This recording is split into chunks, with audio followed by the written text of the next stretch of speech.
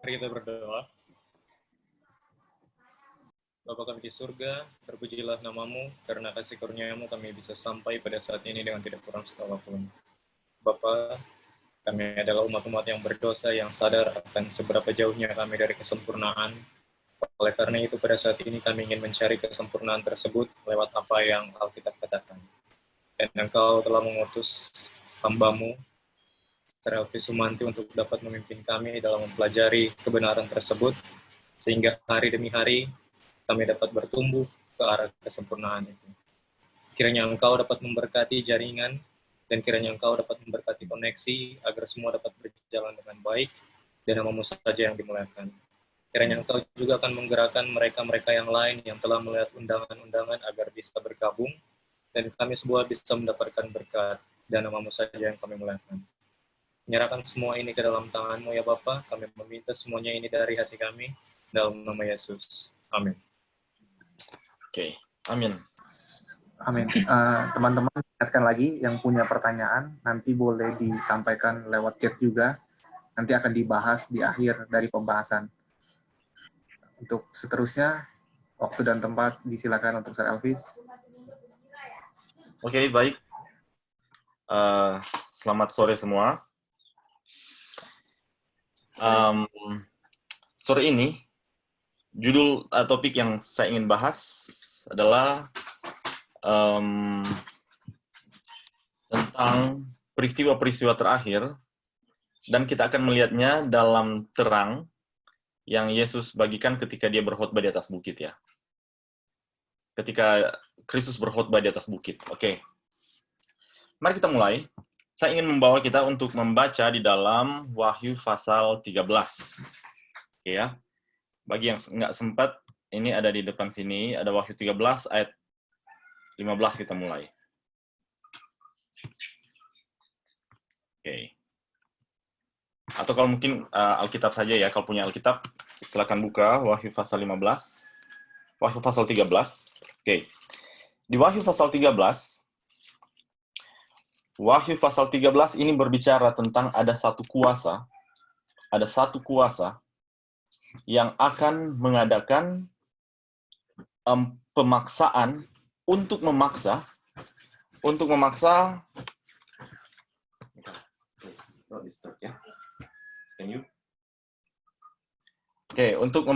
terjadinya satu penyembahan yang kalau di dalam Wahyu 13 ayat 15 dikatakan sebagai patung binatang itu. Disuruh untuk menyembah patung binatang, dan kalau kita tahu di balik semuanya ini adalah setan. Setan akan memperkenalkan satu penyembahan yang palsu untuk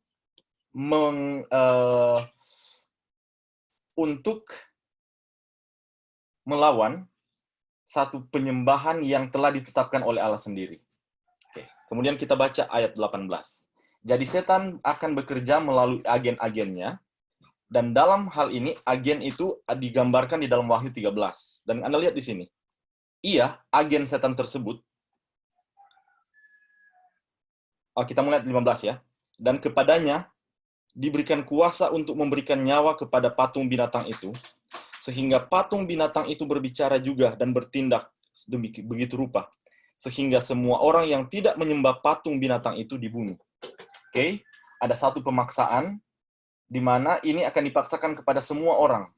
Dan jika mereka tidak menurut, maka mereka akan dibunuh, seperti ayat ini katakan.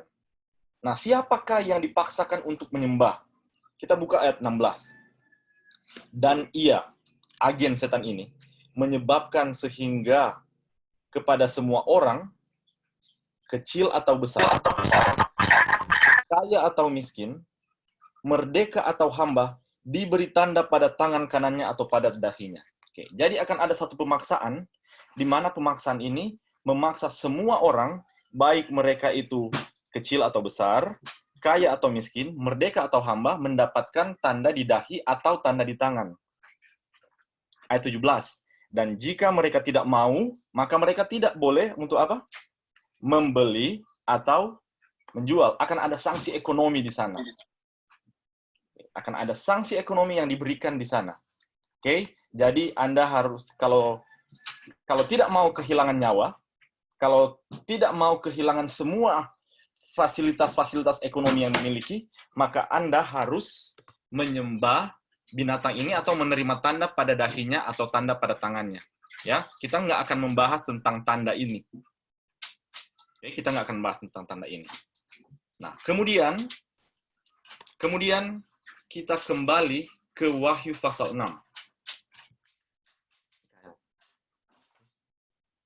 Kita kembali ke Wahyu pasal 6 ya. Wahyu pasal 6 itu berbicara tentang kedatangan Yesus. Oke, ayat 16. Ayat 16. Mari kita lihat ayat 16. Dan mereka, ini kita berbicara tentang orang-orang yang akan binasa. Mereka berkata kepada gunung-gunung dan kepada batu-batu karang itu, runtuhlah menimpa kami. Sebentar ya.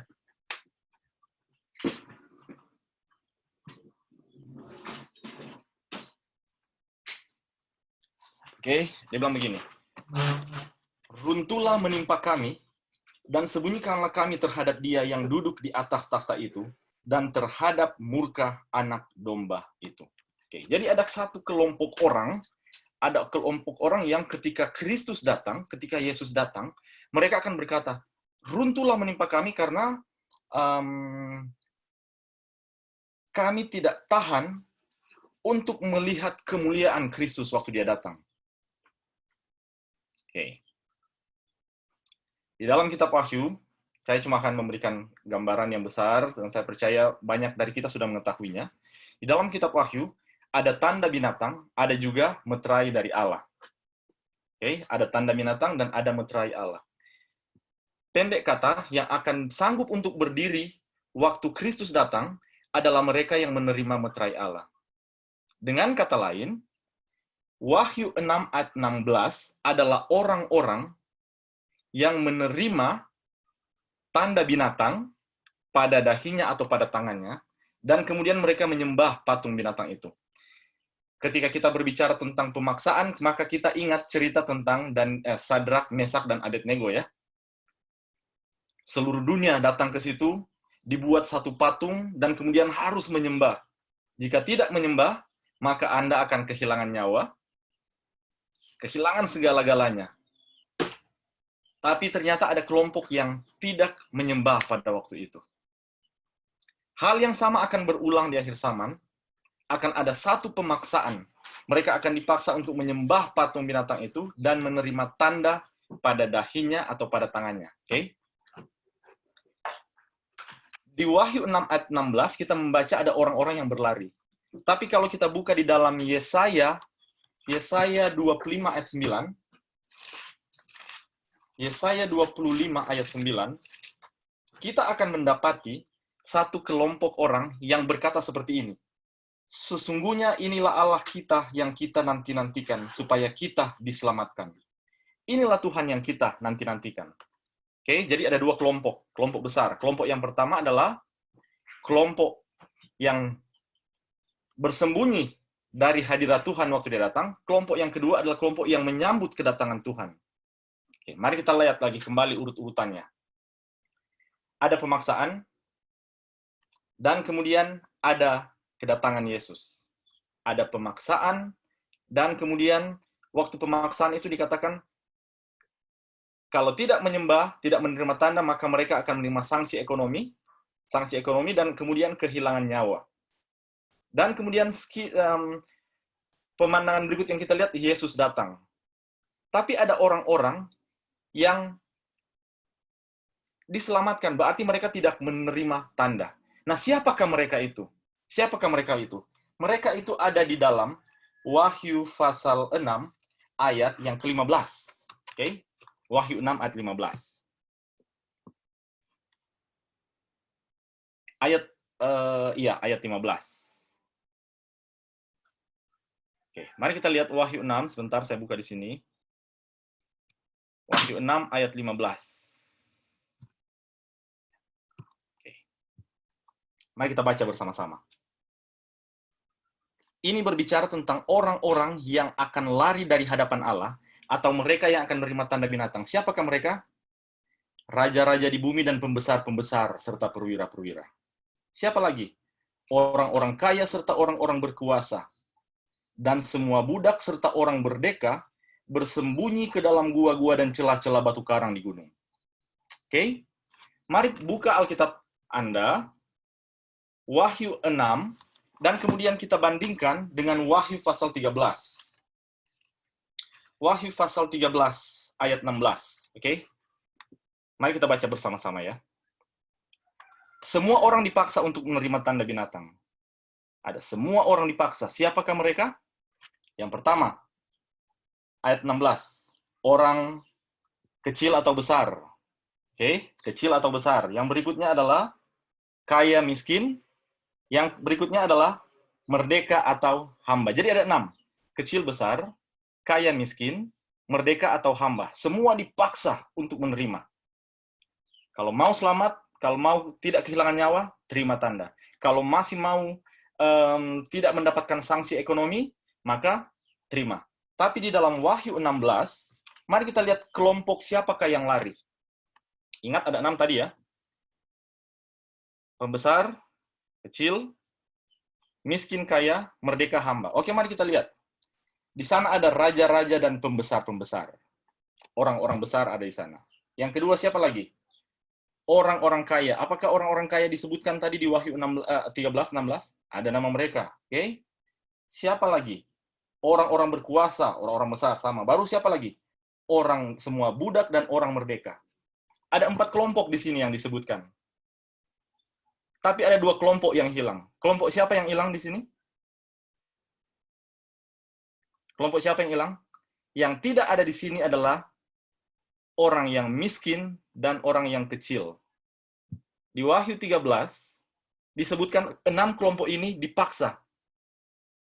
Tapi kemudian ketika kita masuk di Wahyu 6, waktu Yesus datang, dari kelompok yang dipaksa, semua orang yang ada, cuma 4 yang lari. Berarti bisa kita katakan nggak? Yang miskin dan yang kecil ini adalah mereka yang berseru di dalam Yesaya 25 ayat 9, inilah Allah kita yang kita nanti-nantikan. Oke? Siapa mereka? Mereka orang-orang yang miskin, dan mereka adalah orang-orang yang kecil. Bisakah kita katakan bahwa dulunya mereka itu kaya, tapi karena kasih mereka kepada Kristus, maka mereka rela kehilangan semua yang mereka miliki, dan kemudian menjadi miskin, dan akhirnya ketika Kristus datang, segala yang hilang dari mereka, akhirnya diberikan kembali oleh Kristus 100 kali lipat dan berlipat-lipat. Oke, mari kita lihat. Mari kita lihat ucapan berbahagia dari Yesus. Kita lihat ucapan berbahagia Yesus di dalam Matius pasal 5. Nah, kita lihat Matius pasal 5. Di dalam Matius 5 ayat 13 sampai ayat 12 ya. Oke, saya ingin baca ayat 12 dulu. Bersukacitalah, bergembiralah karena upahmu besar di sorga. Masih ingat kapan Yesus akan datang membawa upah? Pada waktu kedatangannya. Oke? Jadi Matius 5:12 berbicara tentang kedatangan Kristus. Ketika Kristus akan datang dan membawa upahnya. Tapi sebelum ayat 12, apa yang terjadi? Ayat 11. Apa yang ada di ayat 11? Mereka akan dicela. Mereka akan dianiaya. Difitnah. Segala sesuatu yang jahat. Siapa mereka? Ayat 10. Mereka yang bertahan oleh karena berpegang pada kebenaran. Ketika terjadi pemaksaan, di dalam Wahyu pasal 13, ketika terjadi dipaksa untuk menyembah seperti Sadrak, Mesak, dan Abednego, mereka dipaksa untuk menyembah patung dan binatang, menyembah patung yang didirikan oleh Nebukadnezar. Mereka berkata, tidak. Mereka berdiri untuk sesuatu yang benar, akhirnya mereka melewati penganiayaan, mereka masuk ke dalam perapian yang menyala-nyala. Oke? Kembali, Matius 5:12. Matius 5:12, di situ kita melihat kedatangan Yesus yang kedua kali. Upahmu besar di sorga. Wahyu 22 berkata, lihatlah aku datang dan aku membawa upahku. Kapankah Yesus akan datang? Ayat 11 berkata sebelum penganiayaan yang besar. Akan ada penganiayaan. Siapa yang dianiaya? Ayat 10, mereka yang membawa, yang berdiri karena kebenaran. Mereka yang berdiri oleh karena kebenaran. Mereka akan dianiaya di situ. Nah, masih ingat siapa yang dianiaya tadi? Siapa yang akan berdiri waktu Yesus datang? Di dalam kelompok mana yang hilang? Di dalam Wahyu 13, di dalam Wahyu 6 ayat 15, ada dua kelompok yang hilang waktu itu. Kelompok yang hilang itu adalah orang-orang yang kelompok yang kecil. Kalau saudara lihat, kalau Anda baca, bahasa asli kecil itu adalah mikron, yang tidak dipandang, tidak dianggap. Mereka tidak dianggap. Dan kemudian yang berikut adalah kelompok yang miskin. Mereka tidak lari dari hadapan Yesus. Tapi kita sepakat tadi bahwa merekalah yang akan berteriak, mereka yang akan berseru, inilah Allah kita yang kita nanti-nantikan. Oke? Nanti kita akan kembali lihat urut-urutan peristiwa akhir zaman dari ucapan berbahagia yang kita sementara bahas ini. Mari kita lihat ayat 12. Berbicara tentang kedatangan Yesus yang kedua kali. Upah akan diberikan. Dan awal dari semua ini ada di ayat 3. Awal dari semua ini ada di ayat 3. Apa ayat 3? Berbahagialah orang yang miskin di hadapan Allah. Apakah ini berbicara tentang miskin materi? Tidak. Hal ini tidak berbicara tentang miskin secara materi. Tapi ayat 3 ini, kita akan lihat ini akan menuntun orang-orang untuk mengadakan pengorbanan yang besar. Dan akhirnya mereka rela untuk menjadi tidak ada apa-apanya di mata dunia, supaya mereka boleh berdiri pada waktu Yesus datang. Oke, jadi pertanyaan sekarang. Kalau kita ingin berdiri pada waktu Yesus datang, kalau kita ingin tidak lari dari hadapan Yesus waktu Yesus datang, maka berarti kita harus menjadi, kelompok yang kita baca tadi, kita harus menjadi orang-orang yang miskin, tanda kutip, dan kemudian kita harus rela untuk menjadi orang-orang yang kecil atau mikron yang tidak dipandang oleh dunia. Oke? Nah, mari kita lihat Matius pasal 5. Ayat yang ketiga. Oke, mari kita lihat ya. Mari kita bahas. Dan kemudian sebentar kita akan lihat urut-urutan kronologi peristiwa akhir zaman dari Matius pasal 5.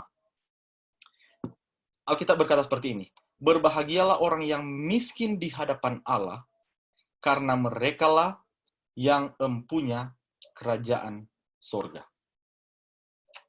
Apa makna kata miskin di sini? Baca kata miskin, maka saya ingin kita untuk buka di dalam Galati 4 ayat 9. Galati 4 ayat 9. Oke.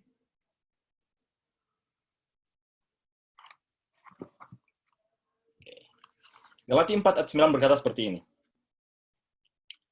Tetapi sekarang, sesudah kamu mengenal Allah, atau lebih baik lagi sesudah kamu dikenal Allah, wah luar biasa ini ya. Bukan hanya mengenal Allah, tapi dikenal oleh Allah. Sekarang, sesudah kamu dikenal Allah, bagaimanakah kamu berbalik lagi kepada roh-roh dunia yang lemah dan miskin, dan mau mulai memperhambakan diri lagi kepadanya? Di sini berbicara tentang roh-roh yang miskin. Ini tidak berbicara tentang roh yang orang, tapi kalau kita baca konteks Galati pasal 4, yang punya bahasa Indonesia, judulnya adalah Tidak Ada Lagi Perhambaan. Dia berbicara tentang orang-orang yang mencoba menyenangkan hati Allah dengan membuat sesuatu hal-hal lahiriah. Mereka berharap, kalau doanya panjang-panjang, maka Allah akan berkenan kepada mereka. Mereka berharap, dengan melakukan hal-hal lahiriah, maka mereka itu akan diperkenankan oleh Allah. baca ayat Galati pasal 4, Paulus menulis bahwa tidak seperti itu, keselamatan kita bukanlah kepada hal-hal yang lahiriah, tetapi kepada Kristus, imani dalam Kristus. Oke, mari kita lihat.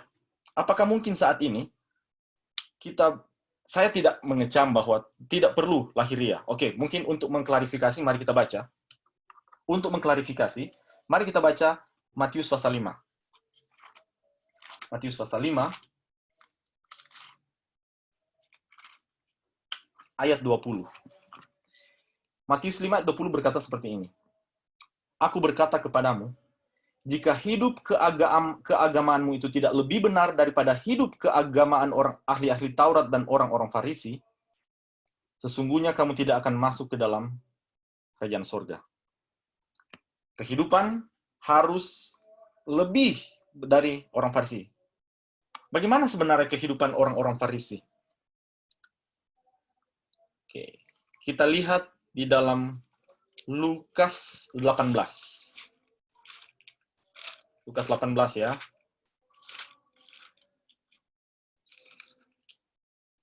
Lukas 18 ayat 9. Ini perumpamaan tentang dua kelompok yang ada dalam gereja. Ada dua kelompok di dalam gereja. Lukas pasal 18 ayat 9. Yesus memberikan perumpamaan ini ketika ada banyak orang di situ. Dan orang seperti apa mereka? Ini. Orang-orang yang menganggap dirinya benar dan memandang rendah semua orang lain. Jadi di situ kelompok itu ada orang yang memandang dirinya jauh lebih baik dari orang lain. Oke? Yang pertama orang Farisi kita tahu. Dan dia berdoa seperti ini. Tuhan, aku mengucap syukur karena aku tidak sama seperti orang lain. Ayat 11. Bukan perampok, bukan orang lalim, bukan pesina, dan bukan juga pemungut cukai. Aku berpuasa 2 kali seminggu, aku memberikan 1/10 dari segala penghasilanku. Tetapi, ayat 13. Pemungut cukai berdiri jauh-jauh, bahkan ia memukul diri dan berkata, "Ya Allah, kasihanilah aku." Ayat 14. Aku berkata kepadamu, Kristus berkata, orang ini, pemungut cukai ini, yang meminta belas kasihan Allah, adalah orang yang dibenarkan Allah. Dan orang lain ini tidak. Siapa yang tidak? Yang menganggap dirinya benar. Dia menganggap bahwa perbuatan-perbuatan lahiriah dia, bahwa kesetiaannya melakukan apa yang nampak di luar, itu membuat dia benar di hadapan Allah. Tetapi orang yang satu menganggap bahwa dirinya itu bukanlah apa-apa. Dia tidak memiliki apa-apa di dalam dirinya. Oke? Kita baca ayat 14. Sebab barang siapa meninggikan diri, ia akan direndahkan, dan barang siapa merendahkan, ia akan ditinggikan. Anda tahu, kata miskin di dalam Matius 5 ayat 3 itu sama dengan kata merendahkan diri. Orang ini merendahkan diri, dia tahu bahwa dia tidak sanggup menolong dirinya sendiri. Dia memerlukan Kristus dalam kehidupannya. Apakah mungkin saat ini kita sementara berusaha untuk mengatasi masalah kita sendiri dan melupakan bahwa sebenarnya ada Kristus yang sanggup melepaskan kita? Mari kita lihat. Di dalam Yesaya pasal 61. Yesaya pasal 61. Ayat 1. Oke. Kita lihat Yesaya 61 ayat 1. Ini nubuat tentang Yesus. Roh Tuhan Allah ada padaku. Oleh karena Tuhan telah mengurapi aku. Ia telah mengutus aku untuk menyampaikan kabar baik kepada siapa?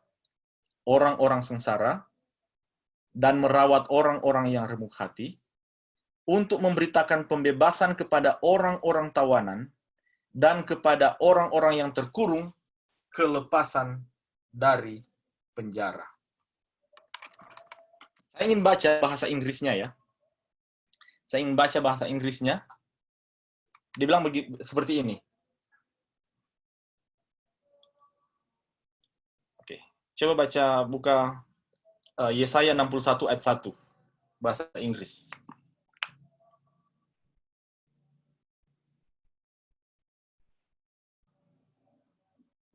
61 ayat 1.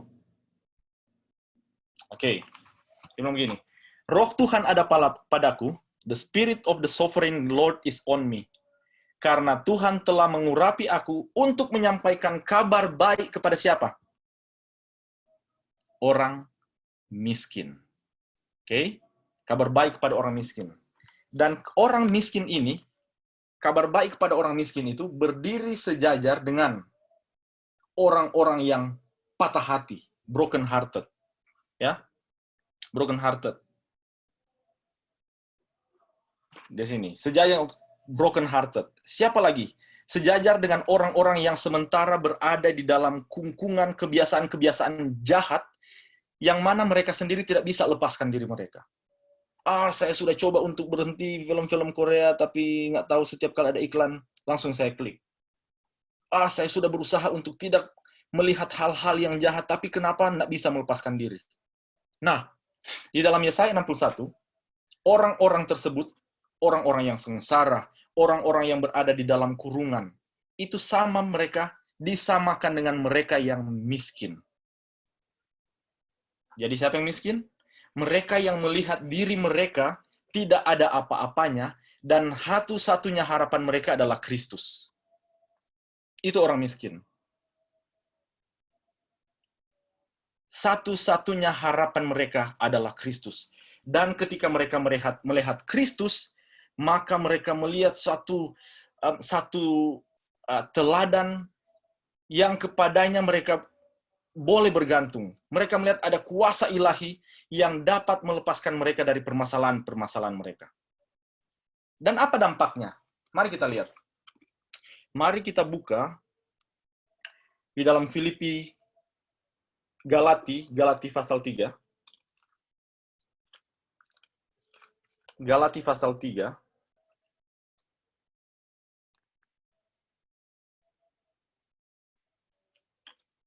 Oh maaf, Filipi pasal 3. Filipi pasal 3.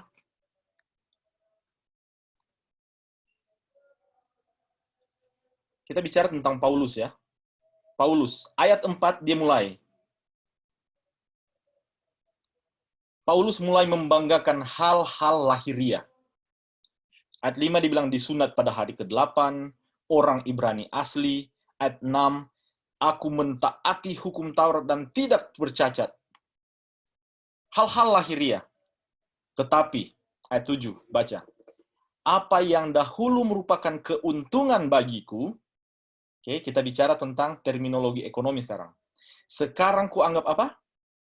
Rugi karena Kristus. Ayat 8. Malahan segala sesuatu kuanggap rugi karena pengenalan akan Kristus Yesus. Pengenalan akan Kristus lebih berharga dari semuanya. Dan karena dialah aku melepaskan semuanya itu. Dia kehilangan posisinya.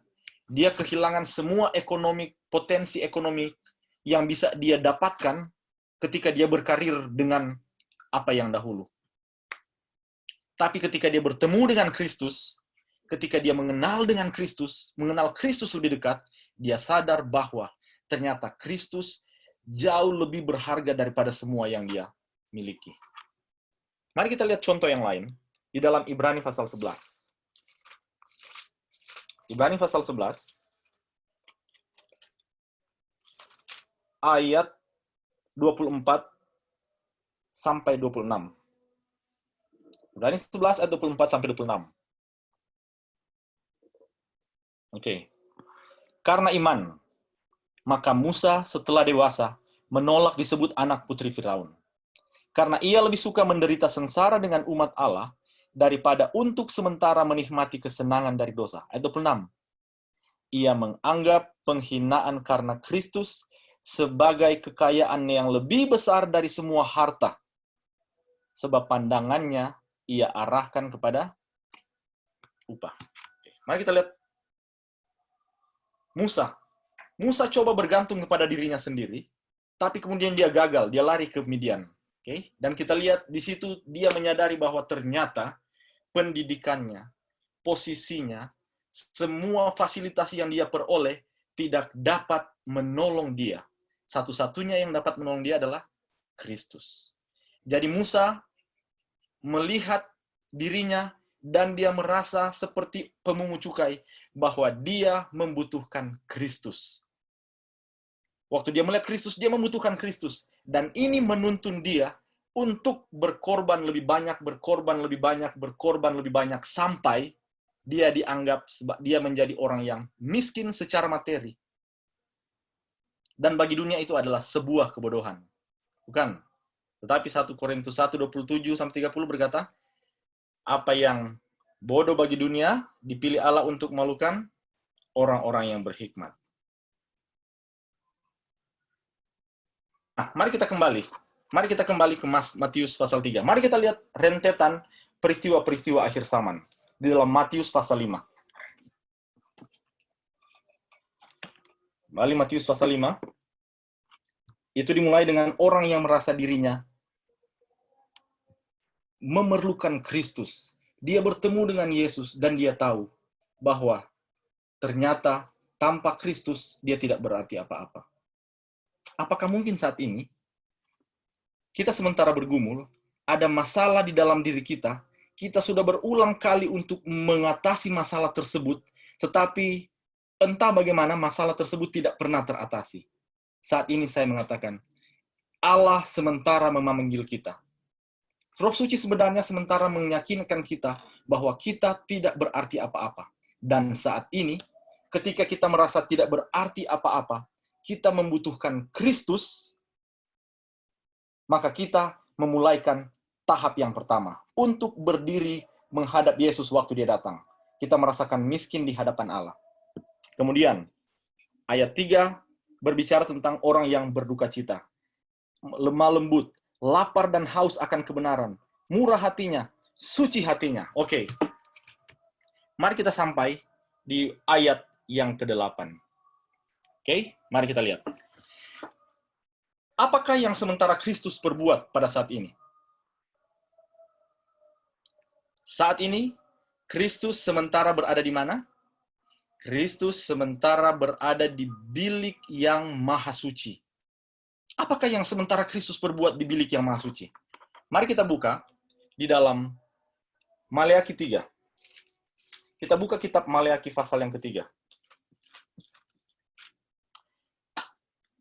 Maleakhi 3 ayat 3. Pena Ilham berkata bahwa Maleakhi 3 ayat 2 itu dimulai ketika Yesus masuk ke bilik yang maha suci. Hari kedatangannya, datang kemana? Dia masuk, dia berpindah dari bilik yang suci ke bilik yang maha suci. Ayat 3, apa yang akan dia buat? Dia akan duduk seperti orang yang memurnikan dan mentahirkan perak. Memurnikan dan mentahirkan perak. Oke? Jadi apa yang sementara Kristus buat? Dia sementara memurnikan, dia sementara menyucikan perak. Dia menyucikan mereka seperti emas. Dia sementara memurnikan. Siapa? Orang Lewi. Siapakah orang-orang Lewi? Mereka adalah para imam. Dan siapakah imam-imam itu?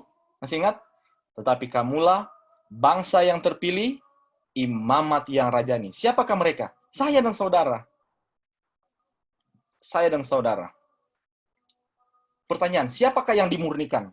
Oke, mari kita balik kembali ke Matius pasal 5. Oke, Matius pasal 5 ayat yang ke-8. Orang-orang yang dimurnikan di ayat 8, orang-orang yang suci hatinya, bahasa Inggrisnya adalah pure in heart. Mereka yang murni hatinya.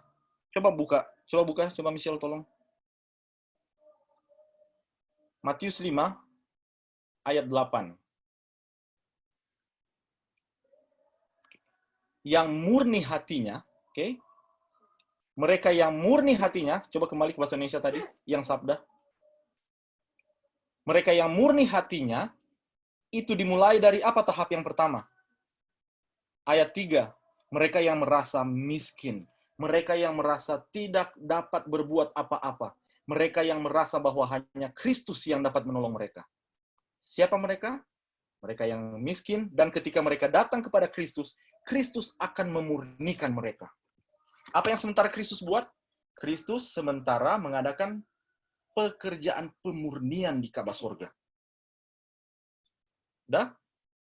Selanjutnya, apa yang terjadi? Ayat yang ke-9. Orang yang murni hatinya, mereka akan menjadi pembawa damai. Apa yang pembawa damai? Oke, mari kita buka. Mari kita buka di dalam Roma pasal 10 ayat 15. Buka Roma 10 ayat 15. Roma 10 ayat 15. Oke. Coba buka bahasa Inggris. Roma 10 ayat 15 bahasa Inggris.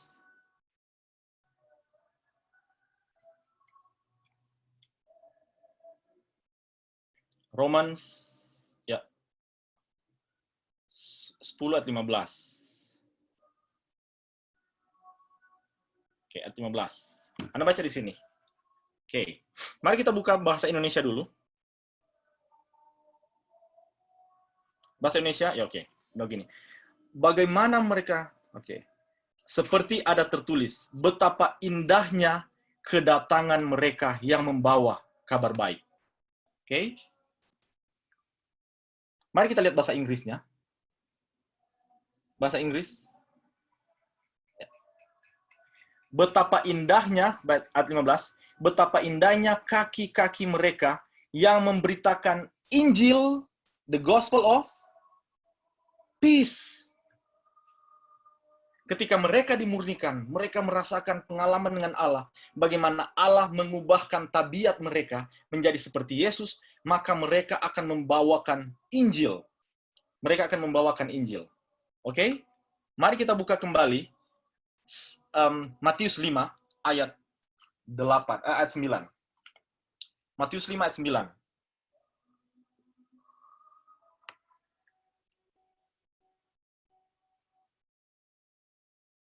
Matius 5 ayatnya yang ke-9.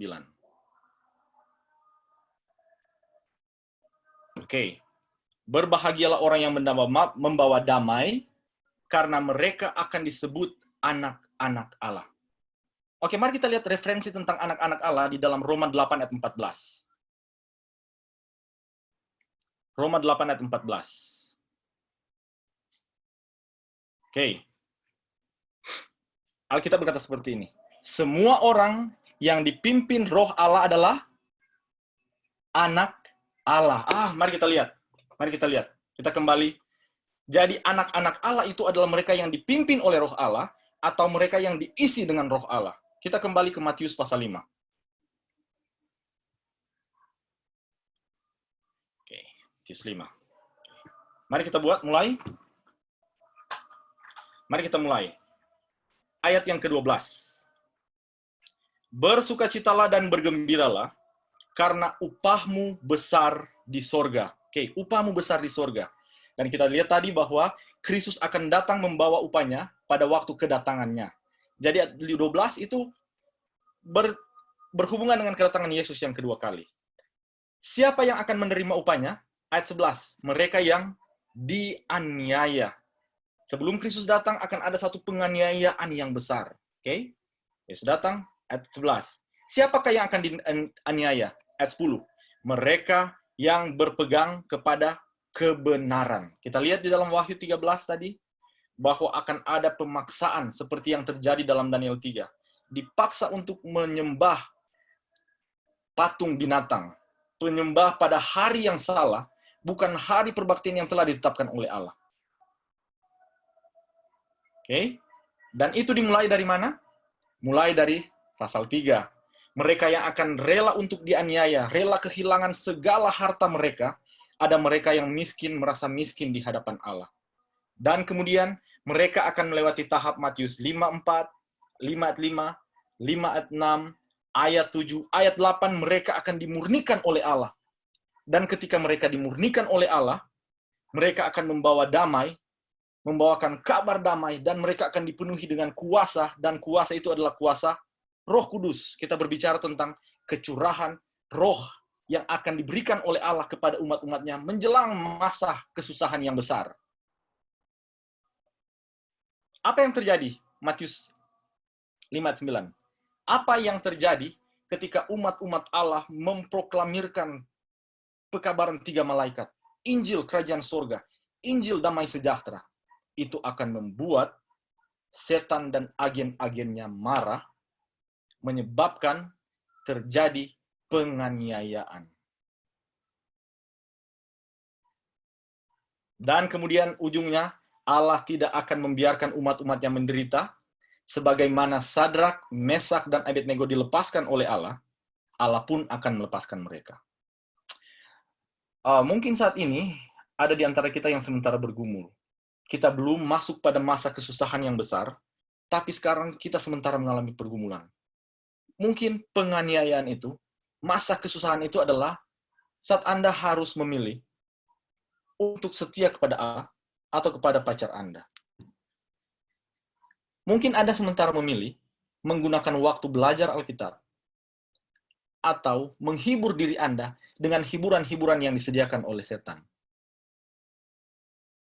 Mungkin saat ini Anda sedang diperhadapkan pada pilihan setia kepada Allah atau setia kepada pekerjaan Anda saat ini. Anda tahu saat ini pekerjaan itu membuat Anda berkompromi sangat banyak dengan dosa. Saat ini, ketika kita tidak mampu, saat ini adalah saat di mana kita datang kepada Kristus. Saat ini kita datang kepada Kristus. Karena kalau kita melihat peristiwa yang sementara terjadi saat ini, peristiwa terjadi dengan begitu cepat dan Kristus tidak akan lama lagi datang. Tapi kalau kita lihat di dalam Matius pasal 5, Kristus memberitahukan kepada kita persiapan apa yang harus kita buat supaya kita siap waktu Yesus datang. Oke, mari saya coba ringkaskan kembali dalam 10 menit ke depan. Tadi di dalam Wahyu 13 ayat 15-16, kita membaca tentang agen yang akan digunakan oleh setan untuk memaksakan peribadatan yang palsu, yang bertentangan dengan kehendak Allah. Dan kita lihat bahwa ada 6 kelompok yang ada di sana. 6 kelompok akan dipaksa untuk menerima tanda binatang. Siapa mereka? Orang yang besar dan orang yang kecil. Yang kedua, orang merdeka, hamba. Yang ketiga, yang kaya dan miskin. Ada 6, dan ini mewakili semua orang seperti kata Wahyu 13 ayat 15-16. Ketika kita mundur, kita melihat kedatangan Yesus. Waktu Yesus datang, dari 6 kelompok yang disebutkan di dalam Wahyu 13, ternyata ada 2 kelompok yang hilang, atau ada 2 kelompok yang tidak akan lari waktu Yesus datang. Dan kelompok itu adalah mereka yang miskin dan mereka yang kecil. Mereka yang rela menjadi tidak terpandang, supaya mereka dipandang oleh, mereka rela tidak terpandang dalam mata dunia, tapi mereka dipandang berharga oleh surga. Mereka yang rela kehilangan segala sesuatu oleh karena kebenaran. Nah, kemudian kata miskin, kecil, kita balik ke Matius 5 ayat 3-12. Matius 5 ayat 12 berkata dimulai bahwa sebelum Kristus datang akan ada satu penganiayaan. Dan yang akan dianiaya adalah ayat 10, mereka yang berdiri karena kebenaran. Bagaimanakah mereka boleh berdiri atas kebenaran? Prosesnya ada di Matius 5 ayat 3 sampai ayat 9. Jadi saya mendorong teman-teman semua untuk mempelajari Matius 5 ayat 3 sampai 9. Lihat, Matius 5 ayat 3 dimulai dengan iman kepada Allah atau pembenaran oleh iman. Ayat-ayat selanjutnya menunjukkan bagaimana Allah menyucikan kita. Penyucian, pembenaran, penyucian. Oke?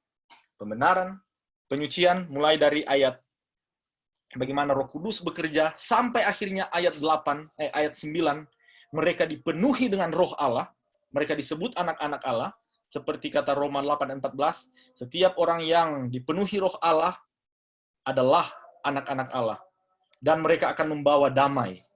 Dan ketika mereka memberitakan Injil damai sejahtera, itu akan membuat sampai penganiayaan itu menjadi sangat besar. Jadi, panggilan saya, jika kita ingin bertahan waktu Yesus datang, mulailah membuat pilihan-pilihan yang baik saat ini. Dan pilihan yang baik saat ini adalah merasakan bahwa kita tidak mampu menyelesaikan permasalahan kita, hanya Kristus yang dapat menyelesaikan permasalahan kita. Kemudian, saat ini Allah meminta kita untuk belajar berkorban sedikit demi sedikit. Kita diminta Allah untuk belajar berkorban demi Dia. Mungkin itu sesuatu yang sangat besar. Mungkin kita akan kehilangan pekerjaan ketika kita memilih untuk setia kepada Allah. Atau mungkin relationship Anda itu akan berakhir oleh karena memilih. Tapi ingatlah, apa yang hilang saat ini akan digantikan oleh Allah kelak. Saya ada satu cerita. Kalau saudara pernah mendengar cerita ini, ceritanya adalah cerita tentang seorang pendeta yang bernama Mikhail Kulakov. Nah, cerita ini, latar belakang cerita ini adalah ketika ketika di Uni Soviet komunisme berkuasa, dan orang-orang yang percaya kepada Allah tidak diizinkan untuk berpegang pada iman mereka. Jika mereka kedapatan, maka mereka akan mendapati hukuman yang berat dan mungkin kematian. Jadi satu kali ayah dari Mikhail Kulakov ini ditangkap oleh pemerintah, dan kemudian kepadanya dituduhkan hal-hal yang palsu, dan akhirnya dari belakang pintu pengadilan, sayup-sayup dia boleh mendengar bahwa orang tuanya bersalah, dan dia tahu apa artinya. Dia tahu artinya dia tidak akan pernah bertemu lagi dengan ayahnya. Jadi ketika ayahnya dibawa ke dalam penjara, ayahnya digunduli, dan kemudian tidak lama kemudian Mikhail yang kecil ini berlari untuk bertemu dengan ayahnya dalam penjara. Tapi penjaga penjara berkata, tidak boleh. Anda tidak boleh masuk. Tapi dia berkata, tolonglah berikan saya 5 menit saja. Akhirnya karena tanpa rasa curiga, ayahnya melihat, penjaga penjara ini melihat bahwa anak ini innocent. Oke, boleh, 5 menit. Mikhail pergi, dia bertemu dengan ayahnya, dan kemudian ayahnya berkata, Mikhail, jika engkau setia kepada Allah, satu kali kelak, komunis akan mengambil hartamu. Jika engkau setia kepada Allah, satu kali kelak, engkau akan kehilangan pekerjaanmu. Jika engkau setia kepada Allah, satu kali kelak, engkau akan kehilangan semua hartamu. Jika engkau setia kepada Allah, satu kali kelak, komunis akan mencukur rambutmu ini dan membuatnya gundul seperti aku. Tetapi, jika engkau tetap bertahan, segala sesuatu yang diambil daripadamu akan dikembalikan oleh Allah berlipat-lipat. Itulah kata yang terakhir yang dia dengar. Dan sampai hari ini, Mikhail adalah seorang pengikut Kristus yang setia. Untuk berdiri, waktu Yesus datang, itu dimulai merasa miskin, kita membutuhkan Kristus. Dan ketika kita membutuhkan Kristus, Yesus berkata, siapa yang datang kepadaku, tidak akan kutolak. Oke, sebelum kita berdoa, sebelum kita tanya jawab, mungkin saya tutup dalam doa dulu ya. Mari kita berdoa. Bapa di sorga, kami berterima kasih karena Tuhan selalu memberikan kami petunjuk-petunjuk yang jelas di dalam firman Tuhan tentang peristiwa-peristiwa yang ada di hadapan kami dan tentang apa yang harus kami perbuat saat ini. Biarlah Tuhan akan membantu, menolong masing-masing kami untuk melihat kebutuhan kami akan Kristus dan bergantung sepenuhnya kepada Dia. Kami rindu untuk melihat Yesus datang. Kami rindu untuk menyambut Dia. Tolonglah kami untuk mengadakan persiapan sejak saat ini, Bapa. Tolong kami untuk melepaskan ikatan-ikatan yang sementara membelenggu kami, supaya menyebabkan kami tidak siap waktu Yesus datang. Berkati kami semua ya Tuhan, di dalam nama Yesus kami sudah berdoa. Amin. Oke, saya serahkan pada host-nya. Oke, baiklah.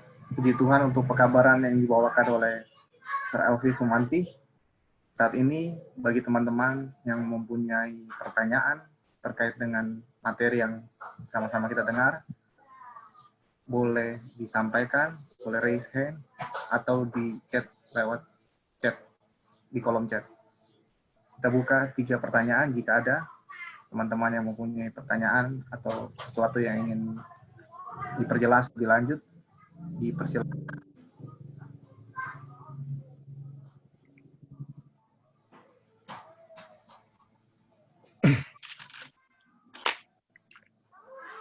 Oke, Kak Rival.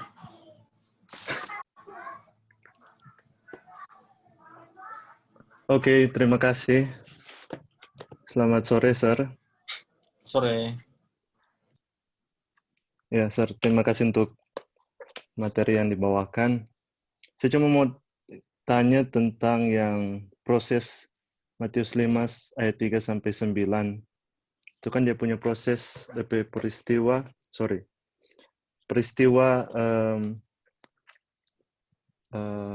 umat-umat Tuhan dipersiapkan. Mulai dari yang bagaimana Tuhan menyucikan, memurnikan umat-umat Tuhan. Kemudian dari rentetan peristiwa dari ayat 10 sampai ayat 12. Nah, yang saya mau tanya cuma yang di ayat 9 tentang karena mereka akan disebut anak-anak Allah. Terus di Roma tadi bilang bahwa anak-anak Allah adalah anak-anak yang mereka yang dipimpin oleh Roh. Bisakah kita berkesimpulan bahwa ketika proses ini dari 3 sampai 9 ini bisa kita hubungkan dengan kecurahan hujan akhir di akhir sebelum terjadilah ini penganiayaan dan seterusnya. Mungkin cuma itu. Ya. Terima kasih. Saya terima kasih ya. Saya setuju sekali karena salah satu kita sudah tahu ini semua, ayat ini kita tahu dengan sangat baik di dalam 2 Tawarik 7 ayat 14. 2 Tawarik 7 ayat 14.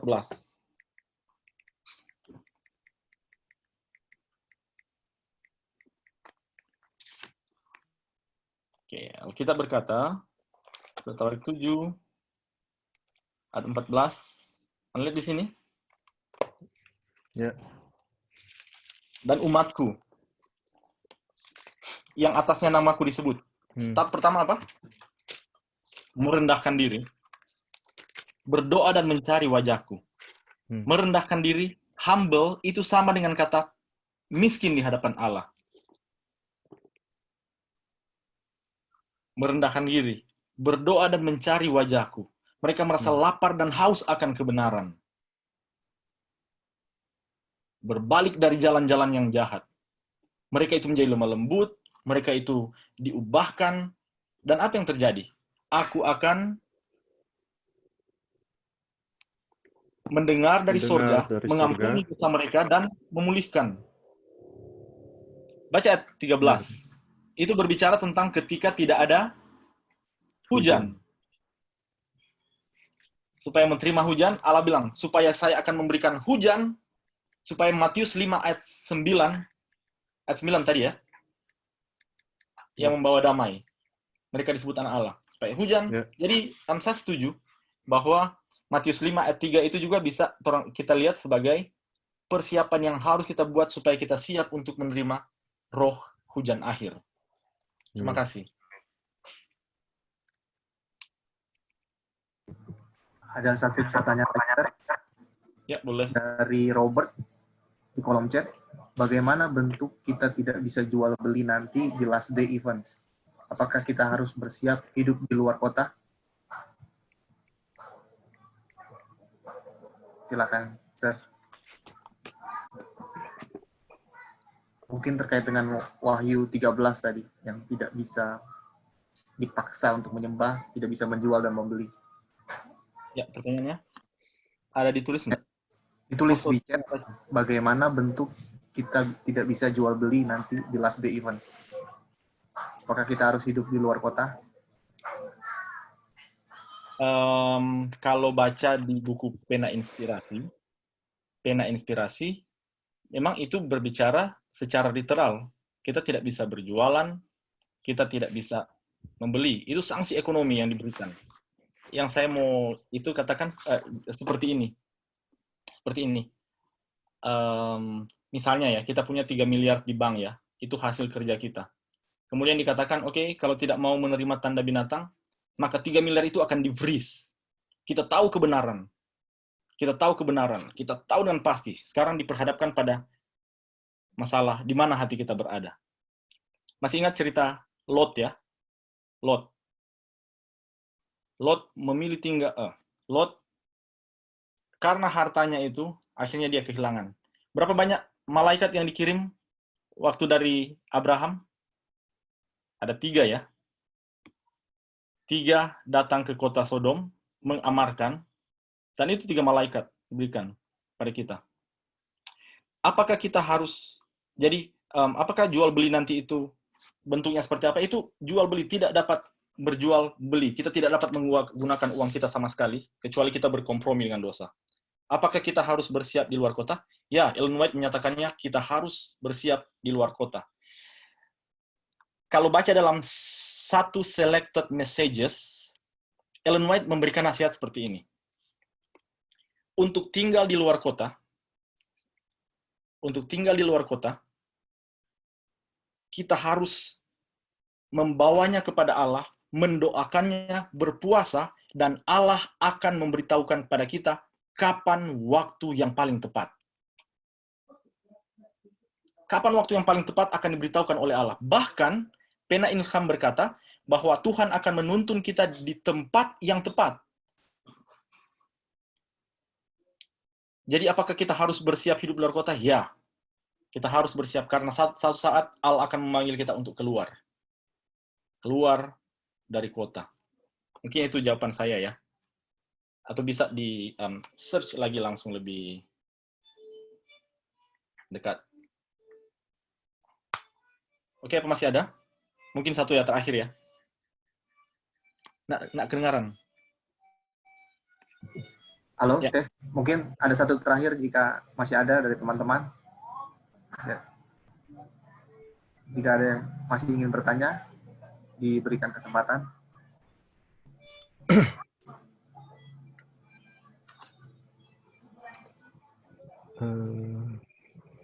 Dari Karifal lagi. Sir, ada satu lagi, Sir, yang tadi menarik kita dapatkan.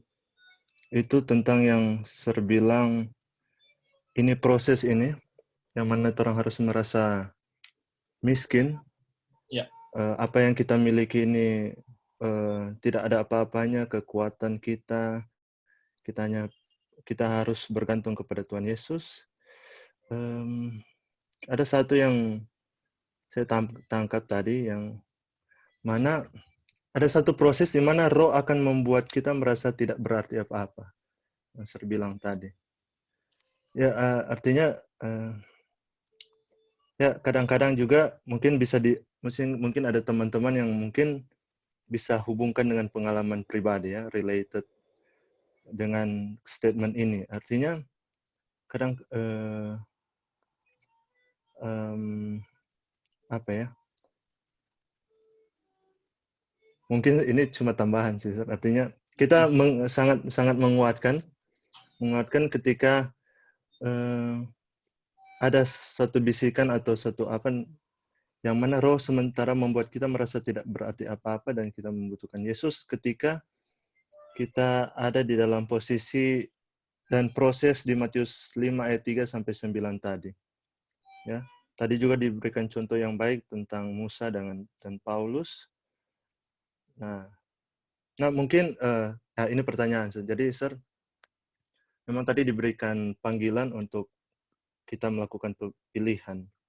Tapi apakah ada cara-cara yang praktikal, artinya dalam membangun kehidupan rohani, contohnya cara setiap hari yang mungkin bisa diserbagikan, apakah itu dalam cara mempelajari Alkitab atau cara berdoa ataupun sudut pandang yang bisa kita gunakan untuk menolong kita untuk untuk ada di proses ini.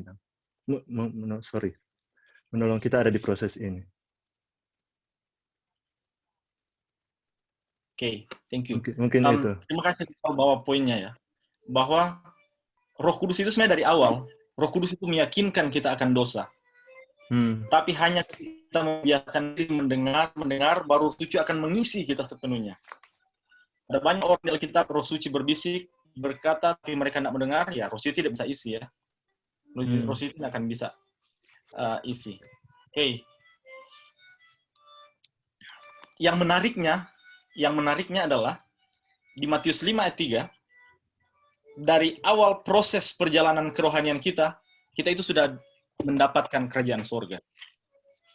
Kita baru merasa kita butuh Kristus, kerajaan sorga itu sudah ada buat kita. Amin. Saya yang baru memulai percaya kepada Yesus, dan mereka yang sudah menyerahkan segala sesuatu, sama-sama mendapat surga. Oke, praktikal yang terakhir. Saya mungkin akan men-guide ke doa, bagaimana itu doa mereka yang merasa miskin di hadapan Allah. Nah, Kita tahu, Mazmur 51. Oh, I see. Doa Daud ya. Doa Daud. Doa Daud ini sama dengan doa orang Farisi yang di dalam Lukas 18, orang yang dibenarkan oleh Allah. Doanya dimulai dengan ayat 3. Dibilang apa? Kasihanilah aku ya Allah. Sama sekali dengan doa orang Farisi. Dibilang ayat 3, aku sadar pelanggaranku. Aku senantiasa bergumul. Nggak bisa saya menang dengan perbuatan-perbuatan saya jahat. Dan Tuhan sebenarnya ayat 6 meminta supaya kebenaran itu bukan dari perbuatan lahiriah saja, tetapi ayat 6 bilang kebenaran dalam hati. Batin, di dalam hati. Batin. Dalam batin. Ini doa seorang, dan dia berdoa, dia bilang ayat yang kita selalu kenal ya, ayat 12. Jadikanlah apa? Hatiku tahir ya Allah, dan perbaharuilah. Saya ingin membaca satu doa yang oleh, sebentar ya, di mana itu ya? Oh ini. Ini Daud, Ellen White tulis, saya taruh ini sebagai catatan di Alkitab saya. Ellen White bilang begini. Dia bilang begini. Mungkin saudara-saudara tahu ya, di dalam OFC 72, Our Father's Care, halaman 72. Mungkin bisa ditampilkan ya. Father cares.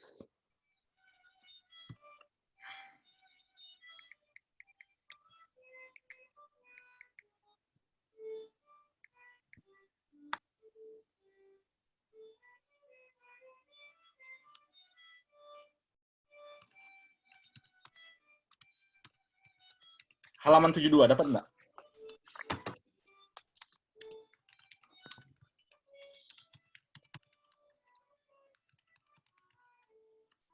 Oh, mau tampilkan di sini saja? Oke, baik. Saya akan tampilkan ya. Ini sekaligus menyimpulkan, menutup. Ya, oke, ini dia. Bentar ya.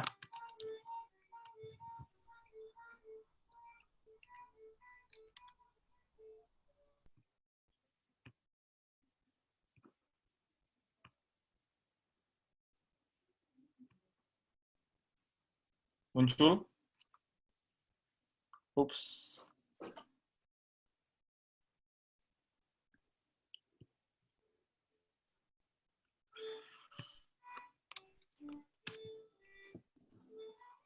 Oke.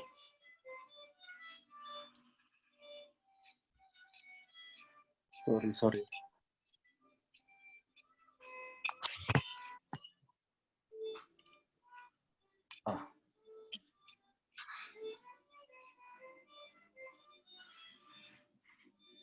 Ya, oke, ini dia. Kelihatan ya? Dia bilang begini. Consecrate yourself to God. Kapan? Apa artinya consecrate? Consecrate artinya kita mengkhususkan diri kita untuk Allah. Kapan? Pada pagi hari. Dan ini harus menjadi tugas kita yang paling pertama. Biarlah doa kita. Ambillah saya ya Tuhan menjadi milik-Mu sepenuhnya. Saya menaruh semua rencana-rencana saya di kaki-Mu. Gunakan hari ini untuk pelayanan-Mu. Tinggallah dalam aku, dan biarlah semua pekerjaanku dibungkus oleh-Mu. Dan ini adalah perkara setiap hari. Setiap pagi, perhatikan kata ini, setiap pagi serahkan diri kita kepada Allah. Mungkin ini yang praktis ya. Setiap pagi kita menyatakan bahwa kita tidak bisa buat apa-apa selain Tuhan. Dan biarlah Tuhan akan menuntun kita setiap hari. Mungkin Amin. itu saja hari ini. Thank you. Terima kasih kesempatan untuk share ya. Silahkan host. Baik, terima kasih. Puji Tuhan untuk Sir Elvis kabarannya. Sore ini ada satu tambahan dari teman kami, Jonathan Tani, di chat tadi, punya kerajaan sorga itu seperti kriminal on the cross. Mungkin di waktu-waktu berikut kita akan adakan lagi pertemuan seperti ini. Sebagai informasi, di hari Jumat dan hari Minggu kami rutin mengadakan Bible Study, nanti kami akan infokan jika ada teman-teman yang ingin bergabung. Sekali lagi terima kasih untuk teman-teman yang sudah bergabung. Terima kasih Sir yang sudah membawakan materi. Sampai jumpa di Bible Study berikutnya. Tuhan Yesus memberkati. Thank you. Tuhan memberkati. Terima Sama-sama. kasih semua. Thank you. Thank you, Sir. Thank you semua. Sorry buat teman-teman yang nanya kalau ini ada rekamannya, nanti kita akan informasikan di Instagram @sabdatuhanharian karena kita belum bikin page di Facebook. Jadi nanti kita update di Instagramnya. Terima kasih. Terima kasih. Bye.